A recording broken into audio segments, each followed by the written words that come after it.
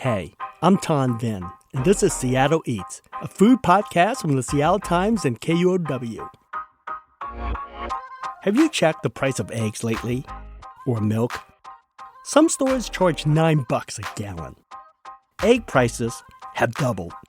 We're getting hit in our pocketbooks from the bird flu and food inflation. And soon, we'll be seeing even higher prices at Seattle restaurants because of a change in worker protections. On January 1st, Seattle's minimum wage bumped to $20.76 an hour, one of the highest in the country. Higher costs mean restaurant owners have to consider raising prices and getting creative with their business model. So, what will this mean for your date night or for Friday night pizza? I'll give you the lowdown on how dining could change, and I'll help you navigate the new trends in pricing, tipping, and even how your meal gets to your table. Did someone say robots?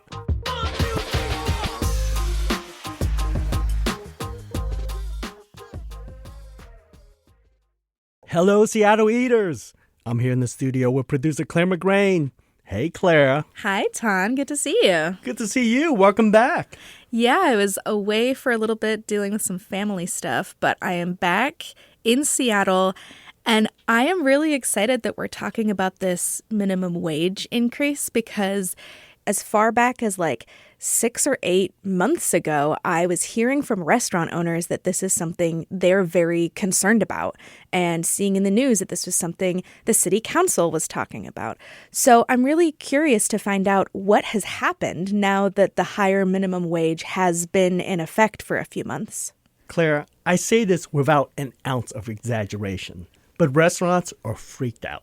They're stressed because the math isn't mathing. The numbers don't add up.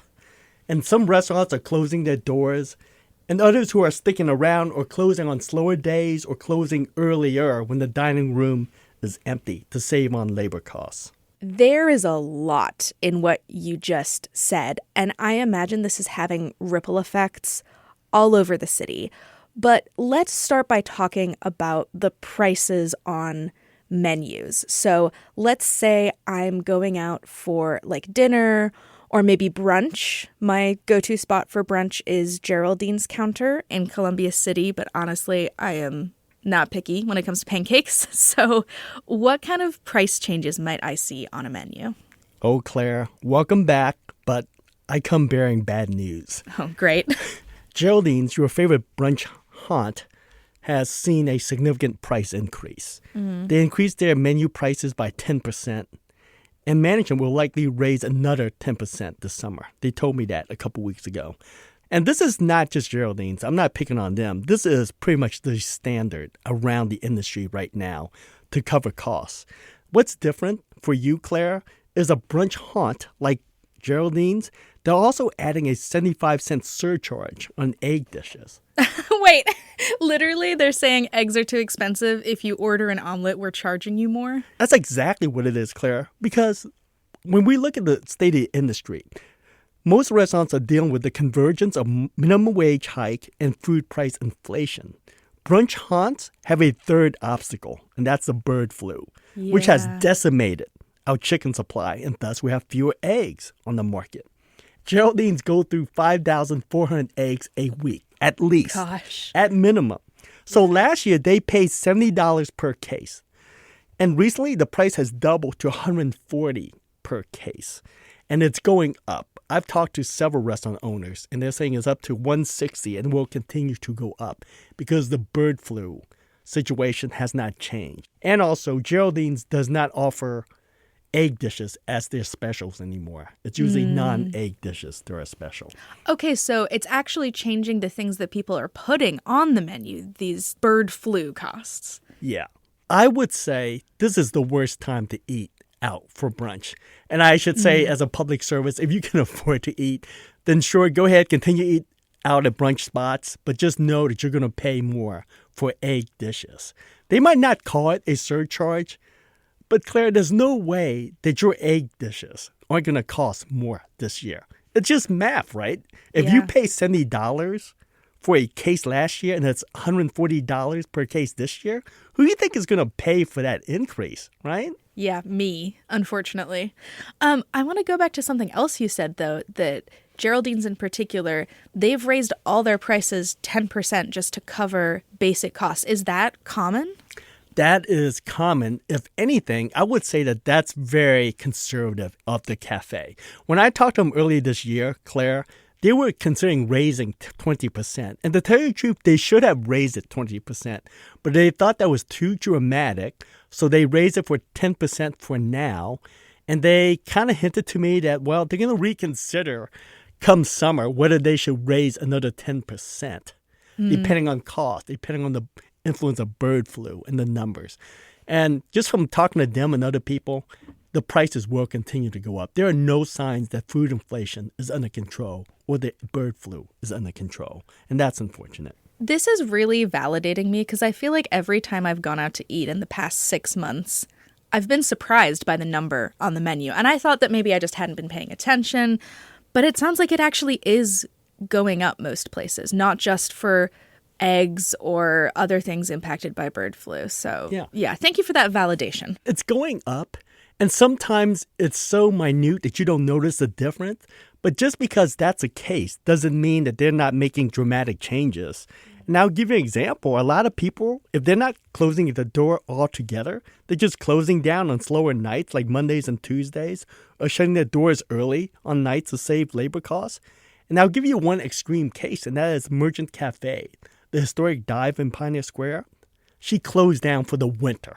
The numbers don't add up, and her accountant pretty much told her to shut her door down for winter and reopen during the spring when you have more traffic from the underground tour and so forth. It's incredible to me that the labor costs are that high because I assume she has to keep paying rent that whole time. It's wild that it's actually worth it to do something like that. And I asked her that, Claire, and she said she saves $25,000 a month by closing during winter. I mean, she's still losing money every month, but she's no longer paying for salaries for bartenders and cooks. One thing to be clear, and I realize what people are probably thinking, like, oh my God, this is an extreme example. This is not really happening across the city. And I'm saying, Claire, yeah, it is. Yeah. What you said earlier about how the math just doesn't work, it seems like that's happening on multiple levels because it's still quite hard to live in Seattle on a minimum wage $20.76 salary. And yet it's also not working out for the small business owners that are trying to keep their locations afloat. And the thing is, you can forget about the labor shortage. I've talked to more than 30 restaurant owners and quite a few servers. We no longer have a labor shortage. There's not many server jobs out there because of all the reasons I mentioned, because the hours are being cut. And there's this dirty little word, Claire. It's called moving to counter service.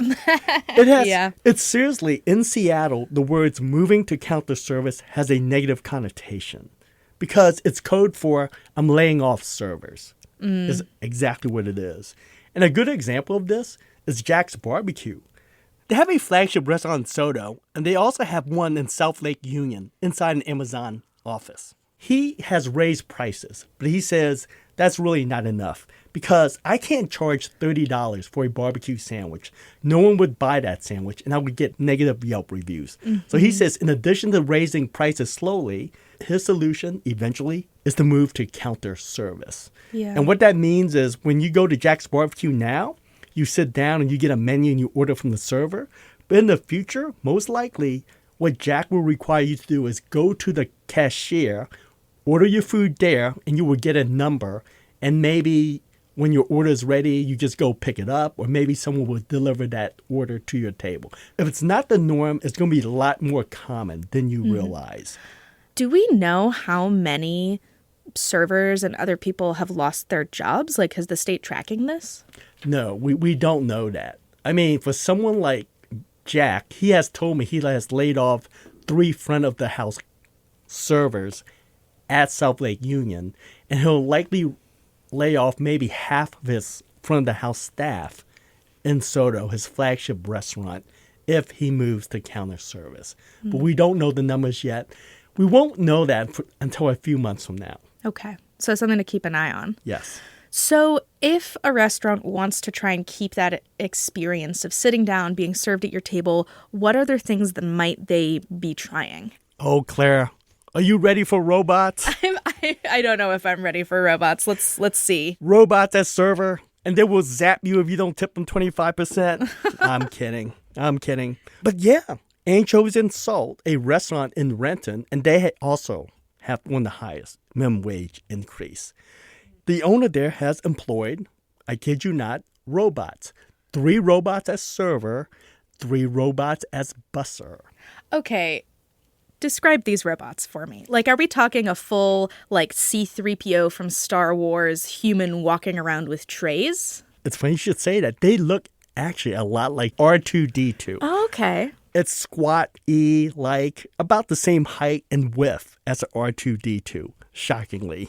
But not as fun, not with as much personality, I would say. Uh-huh. So when your food is ready, someone in the kitchen will put the food onto the robot. And then the robot is programmed to go to the dining room where a server is waiting.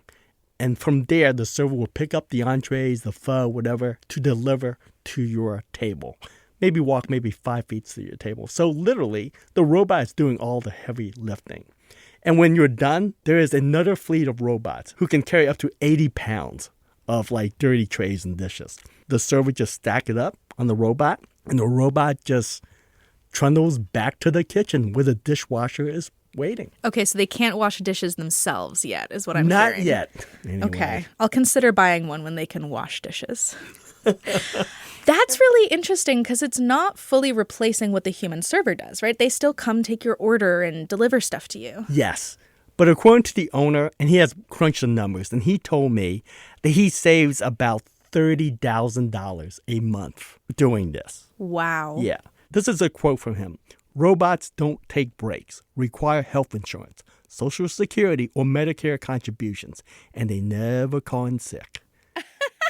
I feel like I'm living in a sci-fi movie. Right? This is so wild. Right? This is the future as Quinn Fawn, who is the owner of Anchovies and Salt, sees it. Because with the problems of like the increasing minimum wage and labor shortage earlier on, he thought that this is the best solution for him. I would add this. This doesn't work for everybody, Claire. His restaurant is like 11,000 square feet. It's one of the largest restaurants around. Where if you have to carry 2 piping hot bowls of pho, you have a long way to travel, right? And that large a dining room. So robots for him make sense. So what I'm hearing is the solutions people are using kind of depends on what type of restaurant or deli or cafe or whatever they have. So if you have a smaller place, you might be reducing your hours, going to counter service. If you have a huge restaurant, maybe you're buying some of these R2-D2 delivery robots. Right. What else? What else are you hearing? Another model is Off Alley, a high-end restaurant in Columbia City. The restaurant is pretty small, 600 square feet, and they didn't want to lose servers or make other changes, so they ditched tipping. Basically, you just get a bill and you sign it. The servers make a flat $30 an hour, and the cooks make $28 an hour. So no more tipping at their restaurants.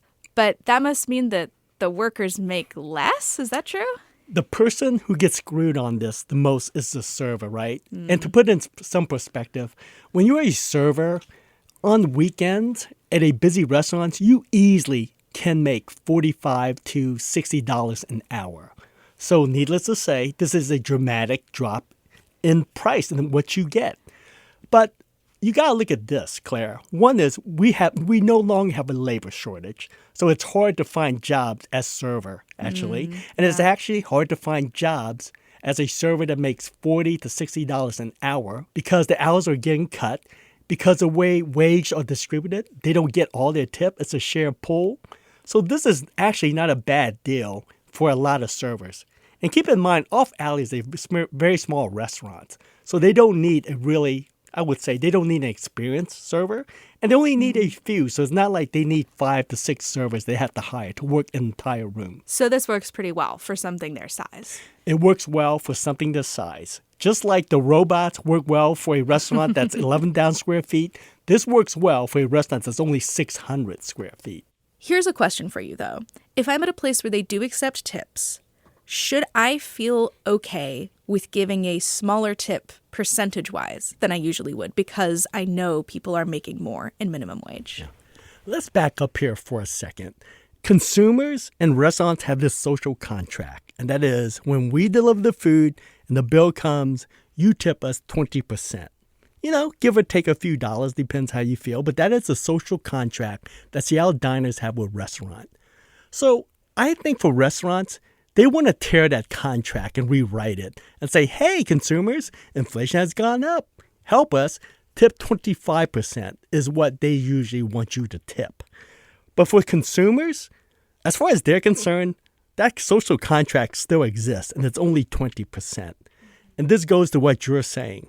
A lot of restaurants are adding a 3% fee onto your bill. And that's in addition to the tip box. So this gets dicey, right? Because some customers, they'll just give you 20% tip, but others will calculate this and give you less or try to give you 17% tip because the 3% tip has already been added. There's no right or wrong answer. There's no correct protocol, but this is what's happening now. And it puts the onus on the customers, right? Because when a server is standing there with the, little tip box, you don't want to be that cheapskate to say, you already got your 3%, so you're going to get 15% or 17%. So it really puts the onus on the consumers. I will say lobbyists for restaurants, they are pushing for 25%. That's starting to get really steep, especially while all my other costs are going up. I'm like, I want to be a good person. I want to do the right thing, but I also am being squeezed budget-wise by all the stuff we've been talking about. That's a hard sell for me. Yeah, it's a catch-22, isn't it, Claire? Because let's face it, if food costs more and you're expecting a higher tip, it just makes customers angry and they don't want to go out and eat. But then again, for restaurants, if we don't raise prices, we can't make the numbers add up and we can't stay open. So this is a long way of saying there is no easy solution. We're just throwing stuff against the wall and see what sticks, right? It really makes you think that our restaurant industry and our food scene relies on this just kind of social contract of goodwill that essentially all the customers are making a donation towards subsidizing the people who work in this industry. It's kind of a wild thing. It's very normal for us, but when I talk to people from outside the U.S. or outside North America, they're like, wait, they don't make enough if you don't leave them a tip? And it feels like this is not going to be sustainable for a lot of people, unfortunately. You've hit the nail right on the head because every restaurant owner agrees with you, and I think a lot of consumers and city officials will agree with you too. There's no simple solution. And right now, it's just the customers who are subsidizing these salaries and food inflation, right? And I don't have an easy solution how we can fix this. No one does. Ton, this sounds very grim. This is like maybe the most serious we've ever been on the show. Right. Is there hope that things could get better for restaurants? The industry is banking on Mother Nature to come through with sunny days. Because, Claire, people go out when it's sunny, even if that means just nursing a Rainier beer. And spring and summer also means tourists. More foot traffic from Pike Place Market and the Underground Tour, more cruise ships, and that means more restaurant customers. Yeah, I totally get that. I am kind of out and about in the summer more as well. I'm going places in the city I don't usually go. It's nice outside. I want to leave my house more than I do right now. So things may get better as the weather warms up. But if people want to go eat out right now, do you have tips on places that are like cheaper or more budget friendly to try? Oh, Claire, that's easy. The answer is pizza. It's slice shops. I love that that's the answer, personally. Because you can still get a large New York slice for under $10.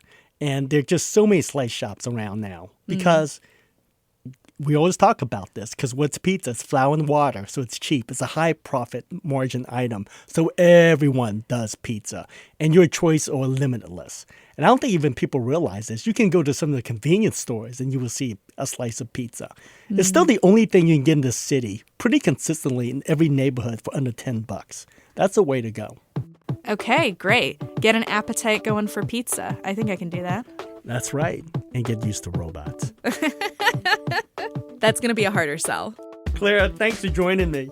Thanks, Ton. Always good to talk to you. That's it for today. We have a list of all the restaurants we talked about in the description of this episode. Thanks for listening to Seattle Eats. The show is a production of the Seattle Times and KUOW, part of the NPR network. You can support Seattle Eats by investing in the local newsroom and the specialized beats that make this sort of storytelling possible. Please consider joining and subscribing at kuow.org/eats and seattletimes.com. Seattle Eats is produced by Claire McGrain and Lucy Suchek and edited by Jim Gates and Trevor Lensmeyer. I'm Tom Ben. See you next week.